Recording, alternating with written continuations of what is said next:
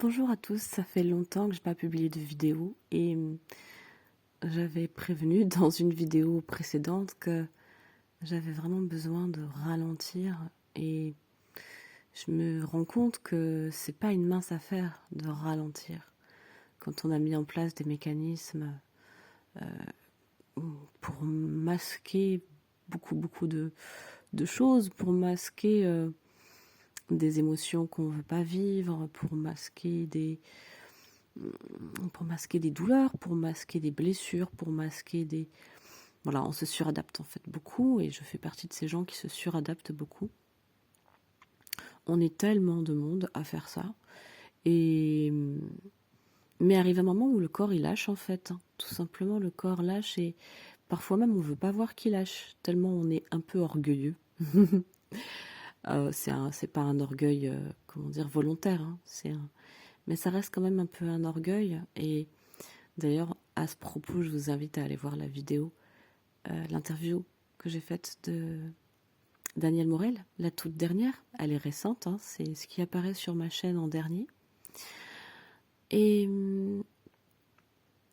ouais, en fait, pourquoi on s'épuise comme ça? Mais parfois, on s'épuise en ayant l'impression de rien faire aussi, hein, c'est ça qui est fou.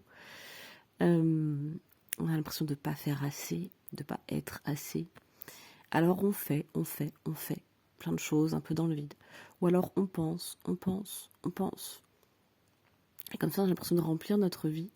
Et en fait, on remplit pour ne pas voir, pour ne pas ressentir. Ça fait longtemps que je dis ça sur ma chaîne, bien sûr. Ça fait longtemps que j'accompagne sur ces sujets-là.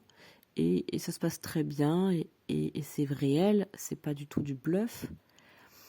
C'est pas du tout du bluff, il n'y a aucun problème avec ça. C'est juste que ce que je remarque vraiment, c'est que quand on a cette vocation à s'agiter, à s'occuper beaucoup des autres, ou à vouloir changer le monde imparfait qu'il est, c'est quand même très souvent pour ne pas s'occuper de soi, pour ne pas s'occuper de, comment je pourrais dire, le petit de nous, le petit enfant qui est là, et puis qui revient souvent, qui tente de revenir par tous les moyens, à travers des tas de signes qui nous envoient et qu'on ne veut pas entendre.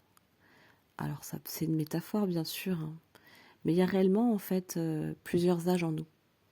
Il y a plusieurs âges en nous, il y a tellement de monde qui parle très bien de ça, notamment quand on regarde la thérapie imago, thérapie relationnelle, on voit bien que en fait ça nous parle du fait que quand on est en relation, que ce soit des relations amicales, amoureuses, familiales, même des gens qu'on rencontre et qui parfois vont nous dire une parole, un truc, et hop, on repart à un autre âge. Je le vois bien, moi, dans mes séances de kinésiologie, hein, on va regarder l'âge de maturité en kinésiologie, sur le sujet qu'on traite. Et parfois, il apparaît qu'on n'a pas du tout notre âge. Donc, on traite le sujet avec un âge qui n'a rien à voir avec la situation actuelle. On traite le sujet avec des choses qu'on n'a pas digérées d'avant. Et puis c'est complètement humain et normal, quelque part en fait.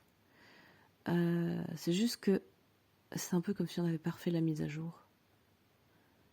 On ne refait pas les mises à jour, mais c'est pas nous parce qu'on est bête. On ne refait pas les mises à jour parce que c'est notre système nerveux qui ne refait pas les mises à jour. C'est un peu comme si il se prenait des charges et qui continue à vivre avec le bouton, le volume encore allumé, alors que la situation est terminée, que c'est fini. Mais lui, c'est comme si un peu on avait oublié d'éteindre la machine. Imaginez, ça continue à jouer la mélodie. Mais le problème, c'est que ça continue à jouer la mélodie, et donc ça veut dire que ça épuise le système. Ça veut dire qu'on n'est pas au courant que le morceau est terminé, que le spectacle est terminé, entre guillemets. Et donc ça continue. Imaginez un théâtre qui ne s'arrête pas de jouer, sauf qu'il n'y a plus de public. Bon, c'est des drôles de métaphores que je vous fais, mais c'est pour essayer de faire comprendre qu'il y a un bug et que ce bug, il se situe à l'intérieur de notre physiologie, à l'intérieur de notre corps. Et souvent, on essaie de régler ça à travers plein de moyens. Alors, quand on n'est pas conscient, on traite ça avec les mécanismes de défense. Donc, on va faire plein de choses qui vont nous empêcher justement de ressentir cette charge parce qu'on n'a pas du tout envie de la voir et de la ressentir. Il y en a d'autres, c'est parce qu'on ressent la charge justement et on veut l'éteindre, mais on ne trouve pas les bonnes solutions. Parfois, on a conscience, mais on n'a pas toutes les compréhensions.